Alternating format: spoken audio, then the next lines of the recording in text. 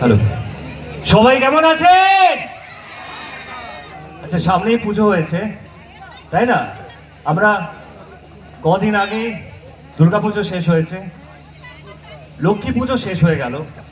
আসলে এই বছর সবকিছুই খুব তাড়াতাড়ি, মানে একদম পরপর হচ্ছে সবকিছু। অক্টোবর মাসটাতেই সবকিছু হয়ে যাচ্ছে। একদম পুজো, লক্ষ্মী পুজো, জগদ্ধাত্রী পুজো, কালী পুজো, সব হয়ে যাচ্ছে। আসলে এবার দিওয়ালি কিন্তু শুরু হয়ে গেছে, মানে মা লক্ষ্মী এলেন, এবার মা কালী আসছেন, মানে মায়েরই রূপ, তাই না? পরপর একদমই চলছে তাই। একদম। তো যখন রাঘব পারুল এই মঞ্চে আছে এবং রাত তো অনেকটাই হয়েছে, সবার মধ্যে একটা আলোচনা চলছে যে প্রথম পারফরমেন্স আমাদের কি হতে পারে।